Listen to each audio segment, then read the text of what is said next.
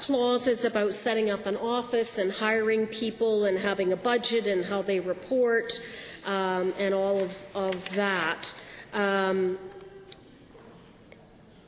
But I think overall this is something that people wanted. I think Albertans are very aware of our collective, our societal responsibility for vulnerable children, children that may not have the support of one or both parents or a support of a legal guardian.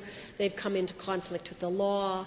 Their families haven't been able to provide for them, etc. So they are vulnerable children, and the government has stepped in and taken over responsibility for them.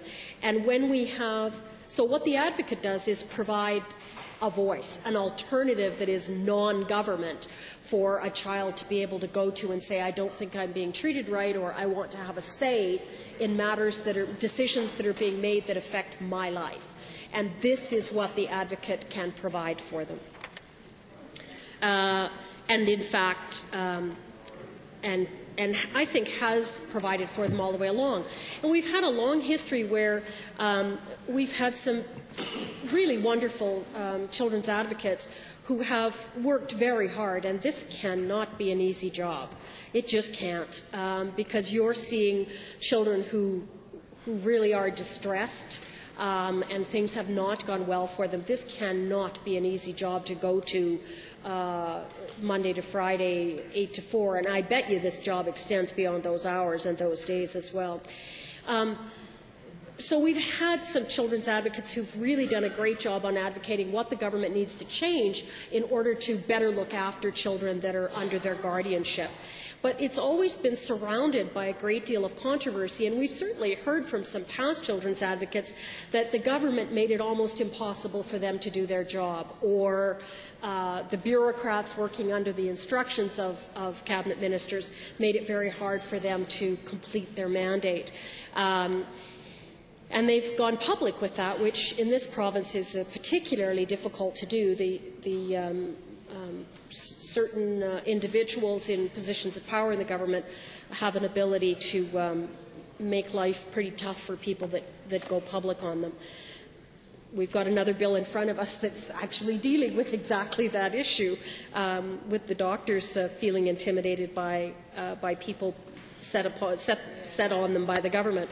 So this was, and then we started to see that the government actually started to hire children's advocates who were pretty quiet to begin with, and we actually weren't hearing very much, and then found out to some dismay that there'd been a failure to file for a very long period of time. So it wasn't even possible for the public, to whom we answer, really. So any public that was out there, interested group, anybody working in children's services that wanted to see, what the government was being told about how to improve their services, and two, where things were going wrong, because the reports I read did reference, how many children's cases they'd taken from children that had been injured, or how many had been in trouble with the law, or how many had died, and what were the, and some vague references like the suicide, that referenced how they died. So even what was being brought forward in reports eventually seemed to have been minimized, and as I said, I think it was 5 years' worth had not even been filed. And eventually the minister or someone caught on to the fact that they hadn't been filed. They were. There was a big to-do in the Assembly at the time.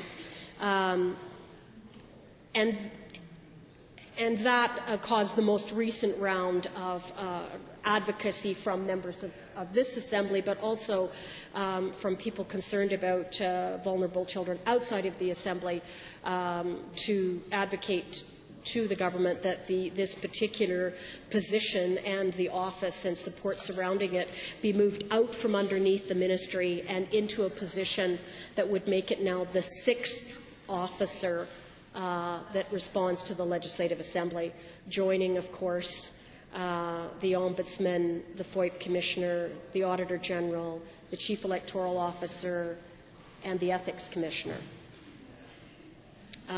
So this will be the 6th one.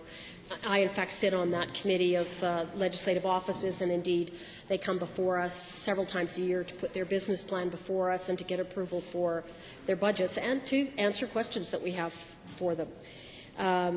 So it's been a long history to get to this point.